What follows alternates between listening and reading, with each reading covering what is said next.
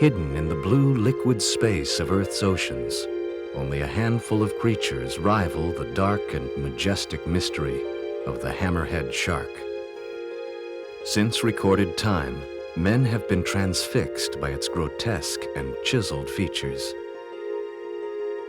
They have been fascinated by the riddle of its sweeping strength and fearful of its schooled cunning against ancient mariners at sea.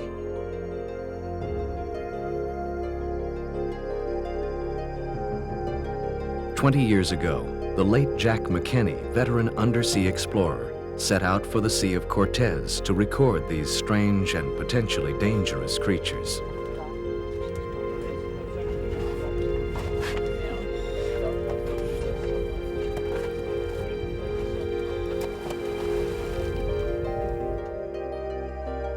The dive was no small feat. Few had ever captured the elusive hammerhead on film.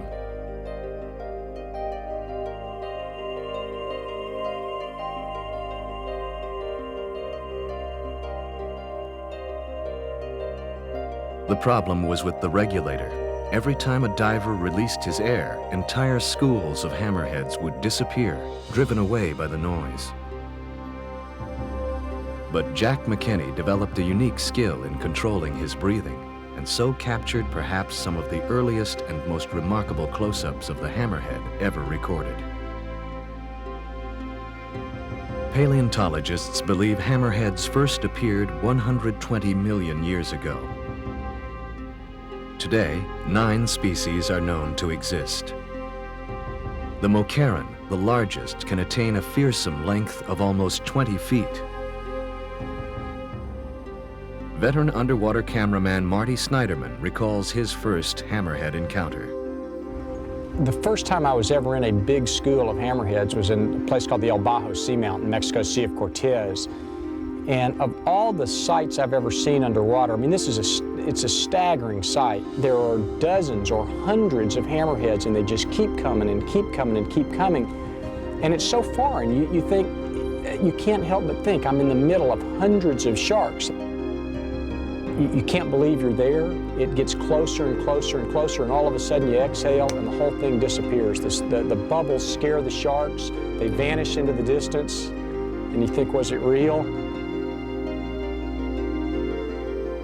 Rarely do sharks swim together, yet by day, hammerheads swim in schools numbering 100 or more.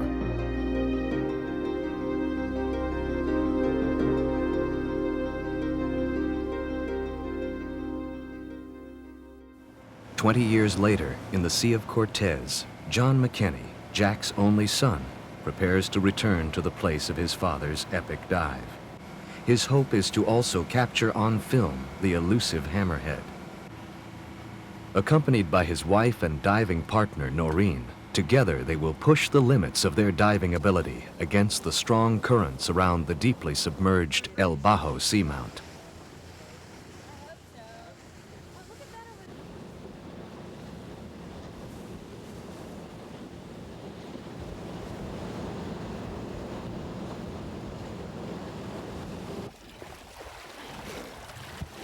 Too much current.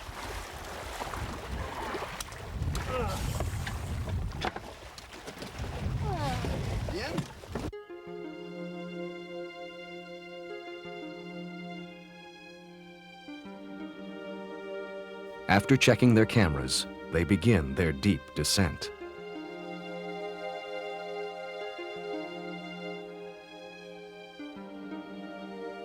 The plan is to dive to 110 feet. There, they will wait as long as they can for a passing school.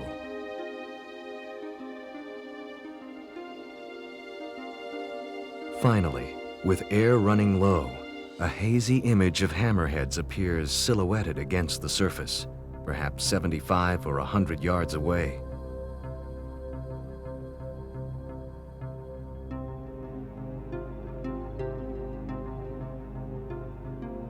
The rhythmic chorus of these swaying sharks catches even veteran divers John and Noreen by surprise.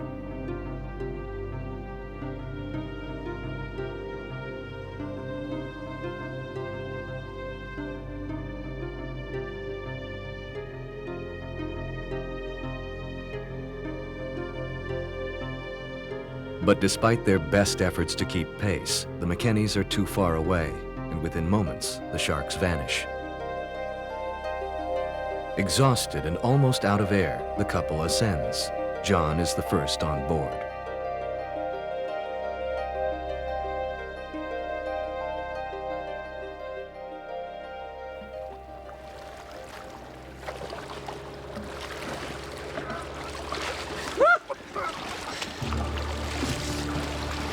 Looked up and all you can see is silhouettes of about 300 hammerheads up above us.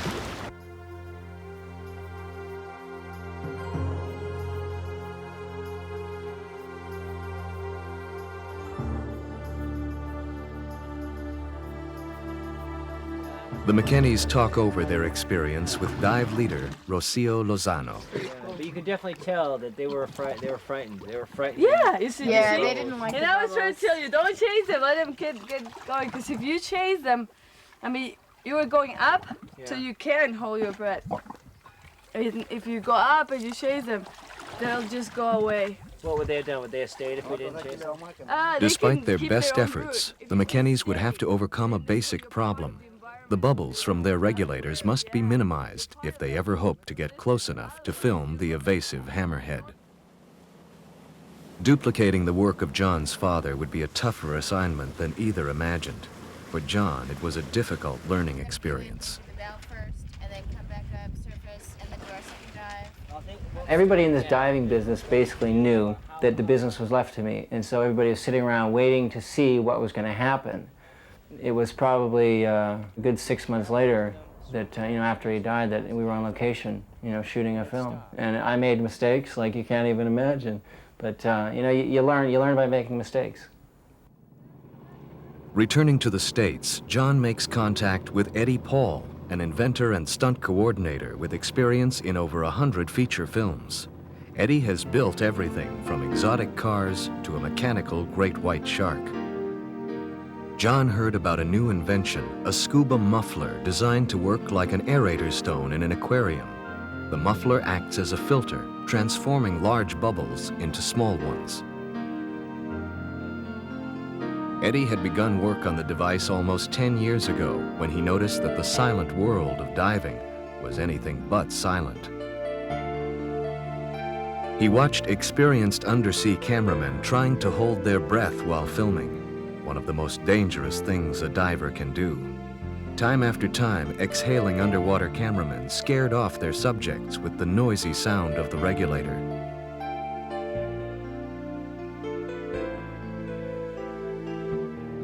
The greatest obstacle to the muffler's design was regulating the flow of air. Any device that breaks down bubbles creates resistance in the airflow, resistance that could force a diver to breathe heavier and become exhausted too quickly. The scuba muffler's patented design overcame this problem by placing the muffler slightly above and behind the diver's head. The difference in pressure allows the air to flow out easily. Equipped with the new muffler, John turns to his father's longtime friend, Marty Snyderman, for advice on the best location to film hammerheads. Their decision is Cocos Island. Cocos Island is an uninhabited, steaming, jungle-covered mountain 300 miles off the Pacific coast of Costa Rica. It's an ancient volcanic isle with steep cliffs and spectacular waterfalls, today a protected Costa Rican national park. But its fame dates back to the 1500s when it served as a way station for buccaneers and ocean brigands who pillaged the Spanish galleons of the Pacific. 2 centuries of pirates buried gold and silver coins, fabulous gems and ancient golden ingots beneath her tropical forests, fortunes valued today at over $1 billion. But despite 300 expeditions and a century of searching, not one buccaneer's treasure has ever been unearthed. Its dead men told no tales. What drew these pirates was fresh water.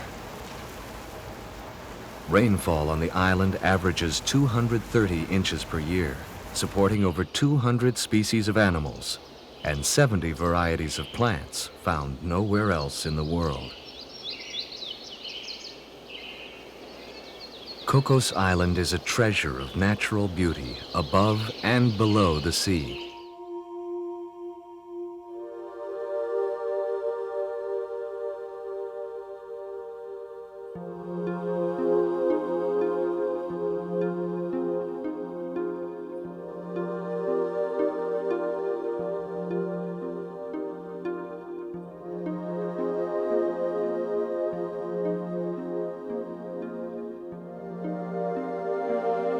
Cocos Island, an aquatic sanctuary of life and home to the dangerous Hammerhead Shark, the legendary guardian of sunken pirate treasure.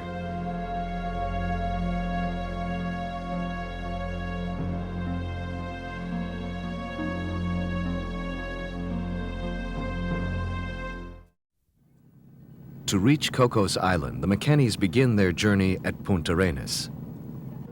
A city of 36,000, it is Costa Rica's most vital Pacific coastal town. During the 19th century, it was the country's pride, the major point of export for coffee. Today, Punta Arenas is the home port of the Undersea Hunter, a 90-foot vessel made famous in the James Bond thriller License to Kill. The McKennies, along with diving partner Marty Snyderman, arrived from the Costa Rican capital of San Jose to the dock of the Undersea Hunter. The 180-ton vessel will transport them across open sea to the infamous Island of Treasures. By 8 a.m., they are underway. The crew begins in preparation for the dives and checks to make sure everything is ready. The trip to Cocos is a long one, over 30 hours and 260 miles from Punta Arenas. Noreen uses the time to clean and prep the camera filters. John and Marty discuss the prospects of an open ocean trial of the scuba muffler and the chance to finally film the hammerheads that have so eluded them.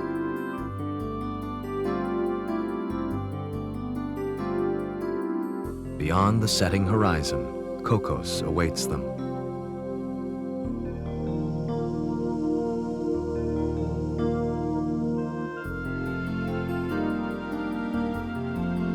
The next morning, John McKenny finds an unexpected filming treat.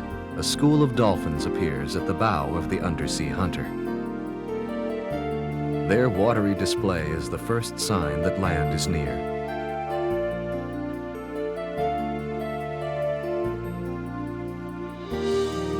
Then a tiny speck appears on the horizon. Cocos, the fabled pirate island. The Undersea Hunter drops anchor in Chatham Bay, and the team suits up for their first dive. Marty, an experienced diver at Cocos, talks about what lies ahead. Over the years, I've seen 5 species of sharks here. Whale sharks, hammerhead sharks, silkies, silver tips, and of course the reef white tips. And there just aren't very many places throughout the Pacific that you're going to see that many different kinds of sharks on such a consistent basis. This place is really wild. For Noreen McKenny, it will be her first dive in the shark-filled waters of Cocos. But she's no stranger to these dives since joining her filmmaking husband on his underwater adventures. I personally have never been in a situation where I have felt threatened underwater. John has felt that I was threatened underwater and made me get out of the water and get on the boat because he was fearful for my life or myself. But I've never felt threatened underwater by a shark. The Ponga, a specially designed diving boat, takes them to their first location, Shark Fin Rock.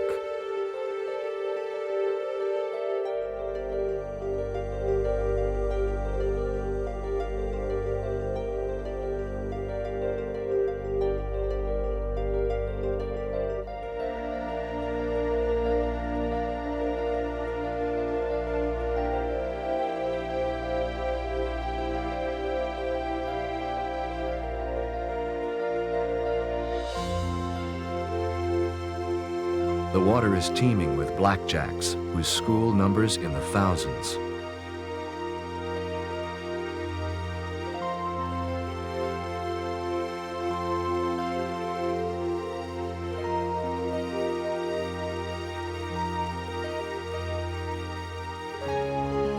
Named for their characteristic black line, blackjacks are found throughout the Pacific.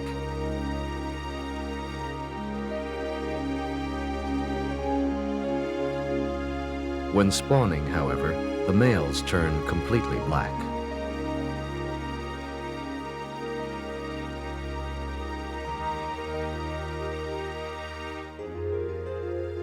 Swimming deeper, Noreen sights a cave brimming with marine life.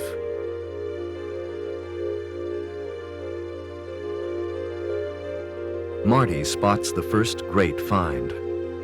4 white-tipped sharks disturbed from their sleep on the sandy bottom. Though rarely known to be aggressive toward humans, white-tips have attacked when cornered or provoked. The truth is, I think in a situation where you've backed a white-tip reef shark up in a hole, that animal's probably a lot more scared than you are. It's an unnatural situation for the shark. It knows absolutely nothing about you, and all of a sudden you've cornered the animal. Marty pursues one of them deeper into the cave as it weaves its way in and out of the dark, barren crevices of this undersea cavern.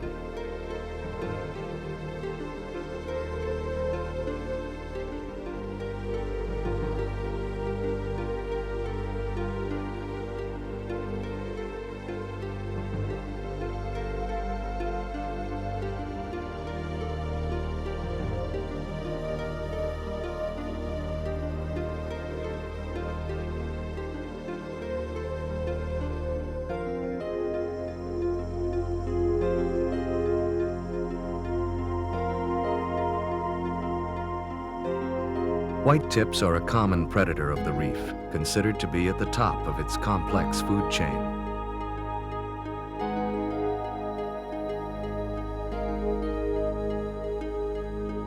Favorites among their prey include fish and invertebrates such as octopus and squid.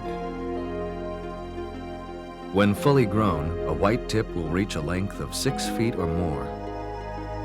While these sharks live in abundance throughout the Indian and Pacific Oceans, little is known of the white-tip reef shark, a species that is largely nocturnal, often passing the days hidden, sleeping in caves to avoid the ocean's relentless aquatic parade.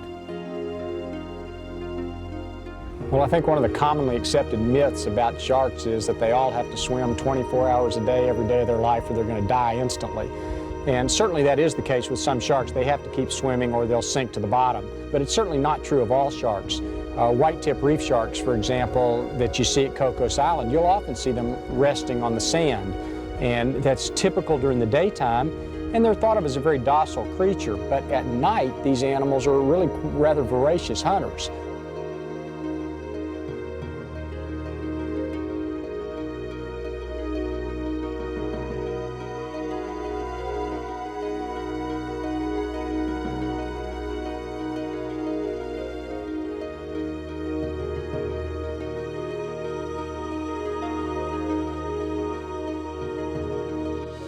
The angel of grace surrounding Cocos is the marble ray, a stunning evolutionary cousin of the shark. A master of melding with its environment, the marble rays of Cocos can grow to a breadth of 7 or more feet.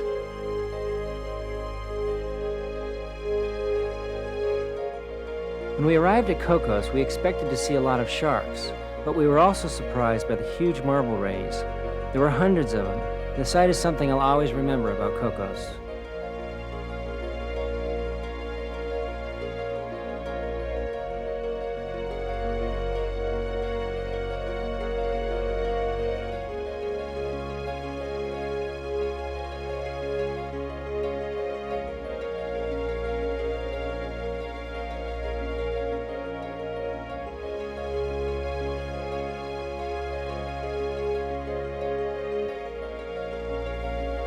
Unlike the stingray, a marble ray's tail has no venom to disable an attacker. yet they move without fear, gliding almost effortlessly through liquid space.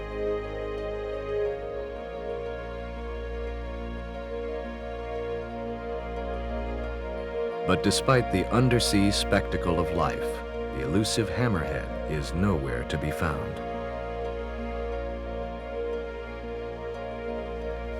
Because Cocos is a national park, I think these waters have been pretty well protected, and the populations of sharks and other marine life have really held fairly constant, and it's obviously a pretty healthy, alive place, and the whole food chain is out here.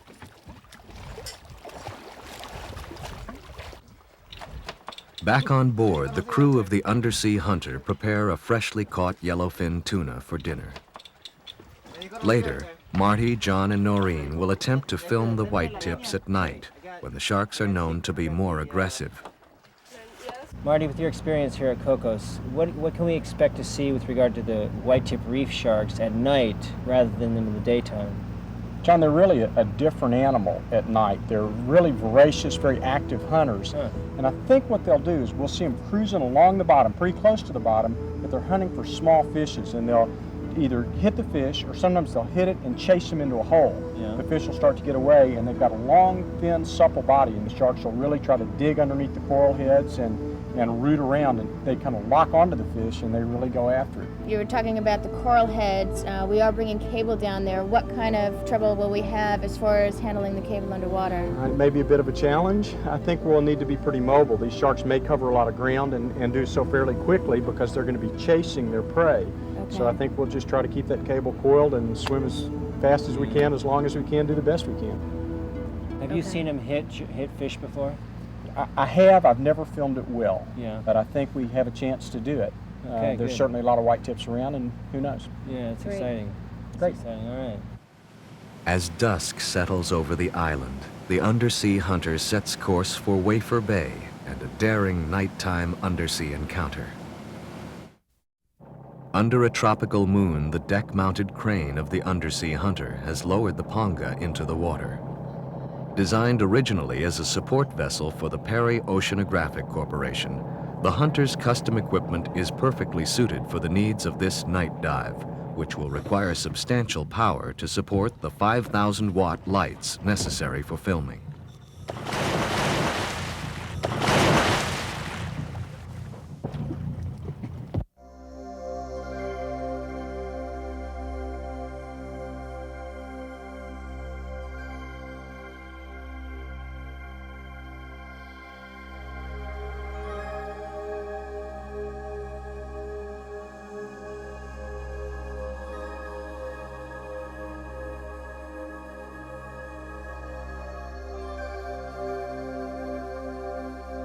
Their first undersea encounter is the extraordinary flounder, a bottom-dwelling fish that actually flattens as it grows.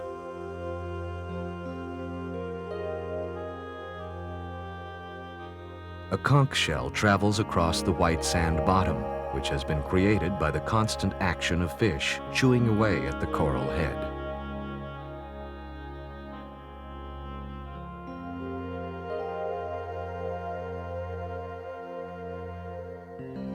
Blinded by the lights, a parrotfish gets a nasty surprise from one of the long-spined urchins.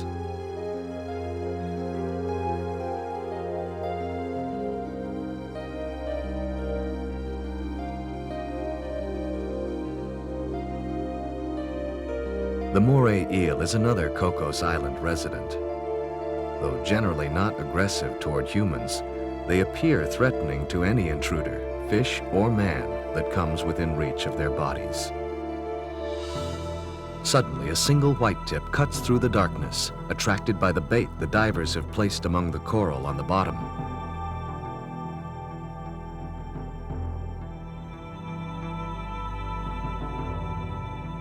Remaining within the circle of light, it does not display threatening behavior.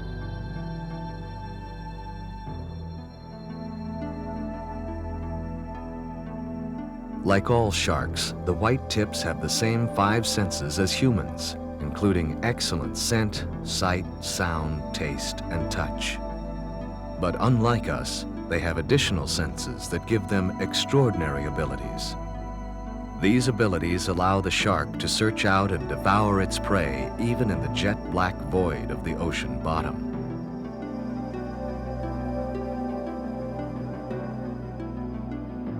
Cruising along the coral heads, the white tip will home in on its meal.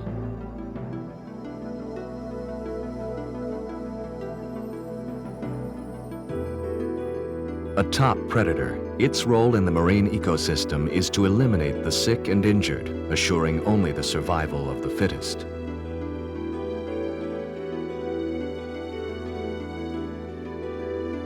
One sense unique to sharks is what marine biologists call distant touch, the ability to sense even small vibrations in the water, up to 100 feet away.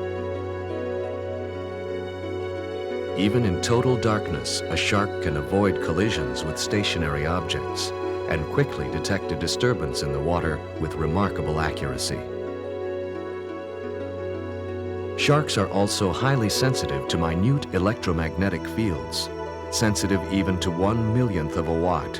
They can detect movements as subtle as the flapping of a gill.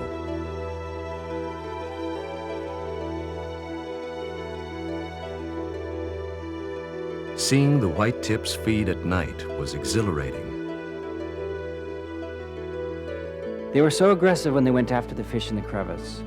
The difference in these sharks between night and day was amazing. Just being down there, you could feel a whole different energy level. But you get so caught up in the action that you forget no one's watching your back. With the increased feeding activity, the danger of the night dive intensifies. The divers, now surrounded by sharks, will have to quickly determine how much longer they can safely film.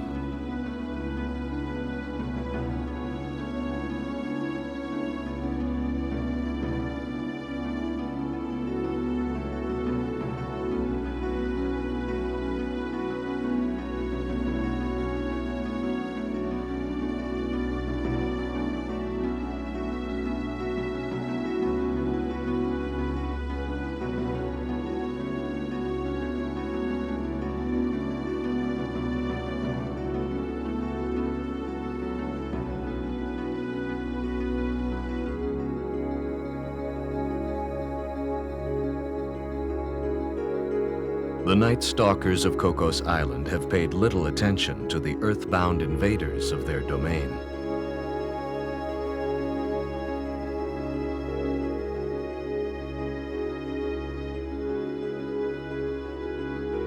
Now, with their 400-foot loads of film exposed and air supplies nearly empty, they make the long ascent back to the surface. Tomorrow, the three will travel to a new location, where with the help of the scuba muffler, they hope to finally capture the hammerheads on film.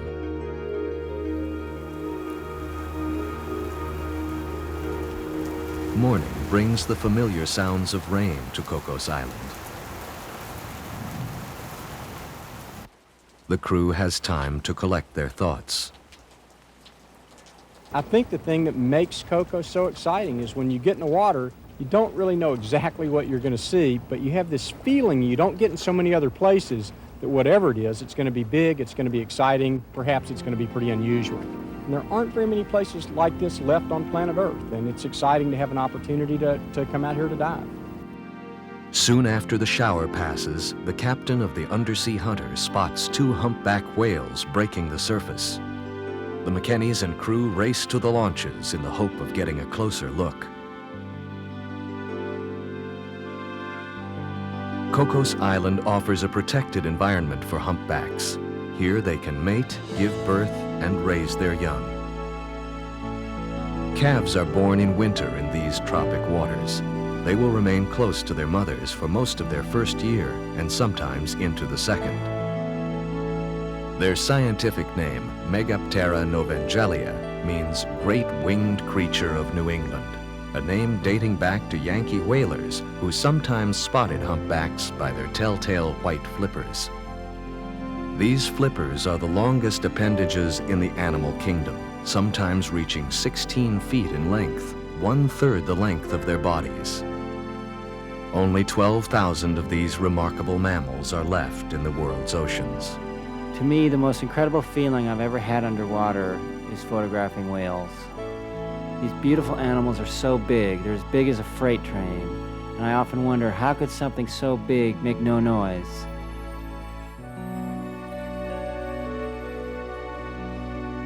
In the legends of sea lore, manta rays are often referred to as devilfish, and they have often been thought of as being quite dangerous animals, but nothing could be further from the truth. A large manta ray may be 18 to almost 20 feet across, and to watch them glide out of the edge of visibility to come right up to you, they are so graceful, and they're one of those animals that you just realize how well they're designed for a life out here in the marine environment, and how inadequately or poorly we're equipped to be out here with them. A human predator has anchored near the Undersea Hunter in Chatham Bay. The boat appears to be in poor condition. Concerned about what they see, the crew launches the Ponga to investigate and document the situation. The lines strung out above the deck are filled with fins stripped from a variety of sharks that frequent the island. The increasing wealth of the Pacific Rim has created a surge in demand for these fins, often used in shark fin soup, an Asian delicacy costing up to $50 a bowl. That demand has driven shark fisheries into a frenzy, killing sharks at a rate some people liken to the slaughter of buffalo in the 1870s. It is presently illegal to commercially fish anywhere within 3 miles of Cocos Island. But gill netters like these can occasionally be found fishing a few hundred yards off Cocos, where hammerheads swim in dense schools. One night's catch from these fishing trawlers can wipe out a significant portion of the hammerhead population. And so, afraid of exposure, the fishermen hurriedly weigh anchor to escape the camera's eye. As the divers witness these modern-day pirates leaving, they wonder if the fishermen have destroyed their hopes of capturing hammerheads on film. There's no question that worldwide we are overexploiting and overfishing sharks, and we're taking more sharks out of the ocean than sharks can't reproduce as fast as we're killing them. And it bothers me. It's such a needless waste of a resource. And if there's anything I could do professionally with the rest of my life, I think I'd like to be a spokesperson for the marine environment. Tomorrow, the McKennies will launch one last dive in search of the hidden hammerheads of Cocos Island.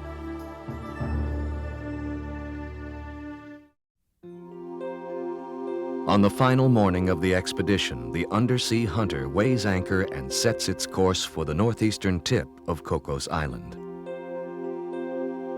For days, the underwater crew have witnessed a menagerie of sea creatures, but only in the blue, hazy distance have they caught a glimpse of the scalloped hammerheads that brought them here. The captain of the Undersea Hunter has selected Bahia Weston to be their final dive site, a wide bay named in honor of Julian A. Weston, who dedicated much of his life to the research and investigation of this famous pirate isle. Here, beneath the shadow of spectacular volcanic walls and pristine tropical rainforests, the divers finally hope to apply 21st century technology to the problem of filming the elusive hammerhead. John, I think we've got perfect conditions to try the scuba muffler. I mean, the hammerheads are here, but they're wary like they so often are. You know, yesterday I got close to him and you got close to him, and it seemed like every time you wanted to push it a little bit and get closer, you'd have to exhaust, you'd have to exhale, and your bubbles would frighten them away. And I think this is going to be the answer. Let me show you how it works. Great. As I exhale through the mouthpiece here, the air is going to travel through this hose. It's going to go to this diffusion mechanism here. It's going to go through the filters. These filters here are going to make the bubbles smaller and quieter, and I think this is going to let us get closer to these animals, at least closer than we've been getting to them, you know? Great. So let's do it. All right. At Bahia Weston, the anchor is dropped 100 yards from shore, and the three begin suiting up for their final sea encounter. The currents around Cocos are strong and unusually changeable. They can catch even the most experienced diver by surprise.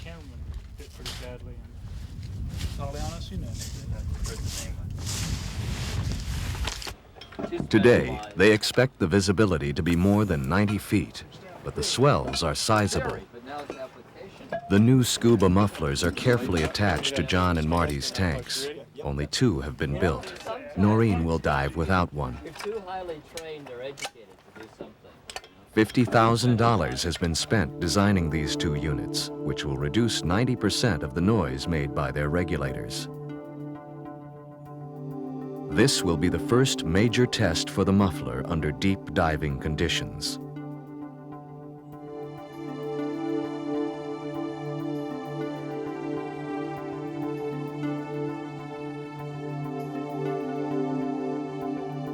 Away from the undersea hunter, the Ponga takes them north, close to the shoreline, where Cocos reveals the majesty of her natural treasures.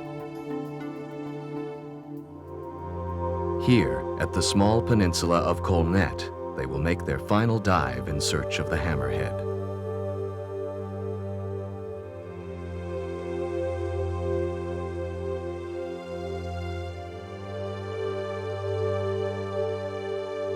The extremely steep sides of the mountainous island plunge hundreds of feet, even close to the shore.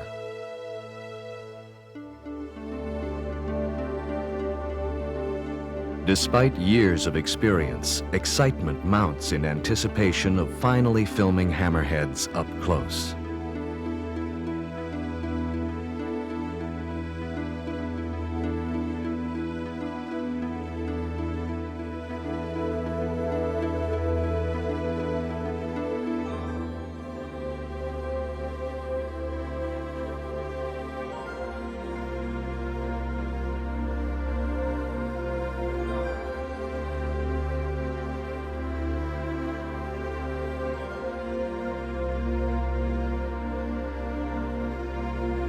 Muffler in tow, John encounters one of the island's frequent visitors, a bottlenose dolphin. John is hopeful the dolphins will not be alarmed, thus providing an unexpected test of the muffler's ability to cloak the sound of the regulator.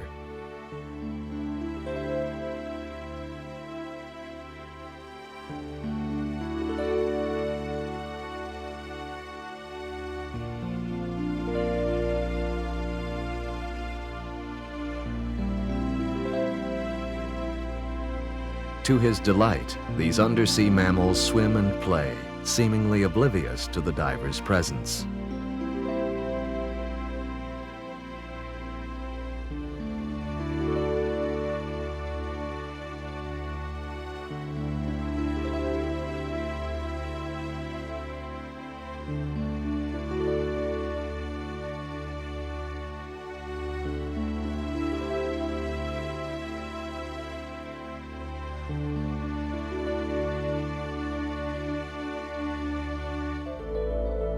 Excited by this initial success with the dolphins, the 3 continue their cautious descent.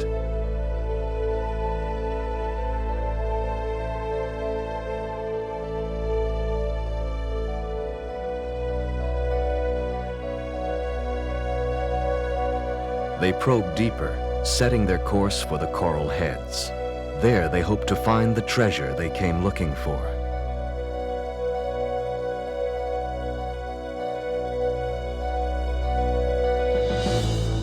A school of hammerheads, numbering 30 or more, swims calmly near the divers.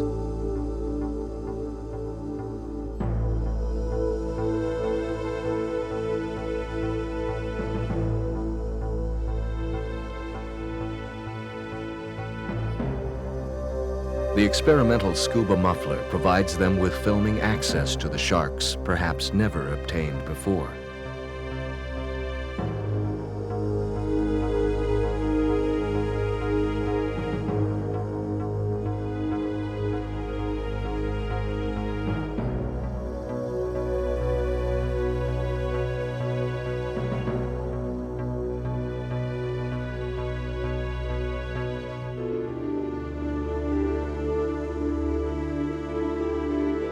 Little is known about the hammerhead.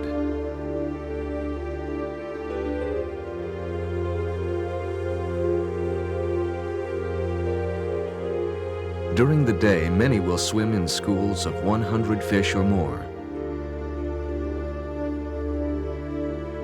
But why hammerheads swim in such numbers remains a mystery. Mutual protection is not required because they have no natural enemies. And the schools serve no purpose for feeding. Like their white-tip cousins, hammerheads seldom feed during the day. Strangely, at night the schools disappear. Each shark swims away to feed on its own.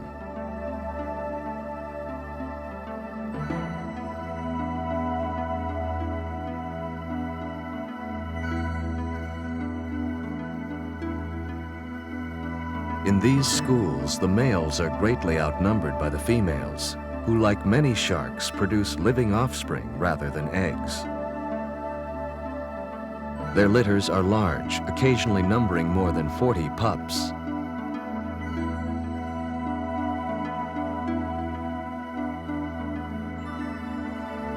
The young are born head first, with their hammer-like features folded back to make their passage into the world easier for them and their mother.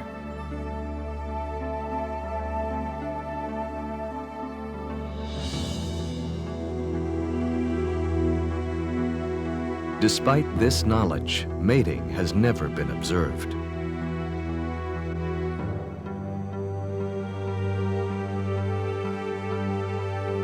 Though known to attack humans, these schooling sharks show no threatening behavior.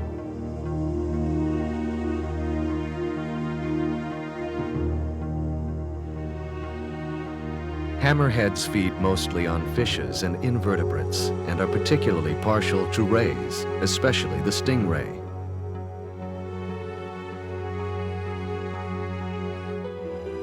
Apparently, the venomous poison of these rays has no effect on the hammerhead. When one 13-foot creature was caught off the South Carolina coast, the fishermen found 54 stingray spines embedded in its mouth.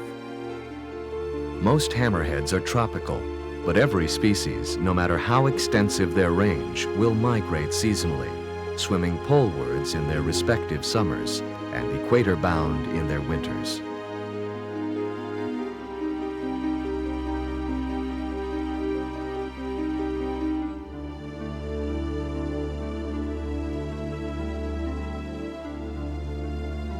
But perhaps the greatest mystery of the hammerhead lies in the evolutionary reason for its hammer-like features.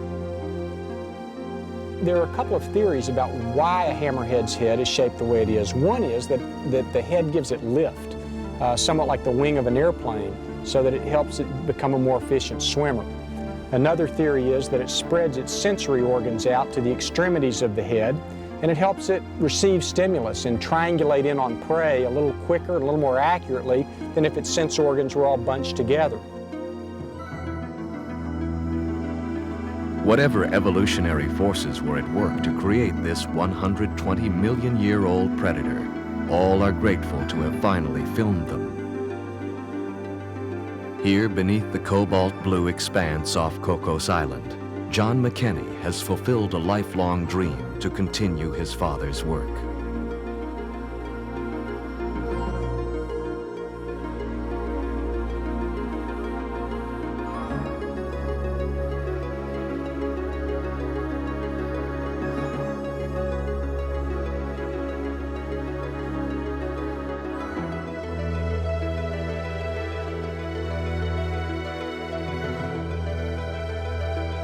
Dreams of buried treasure have always drawn a wealth of fortune hunters to this tiny speck of paradise. But perhaps the real value lies beyond its shores, in the untamed domain of the sharks of Pirate Island.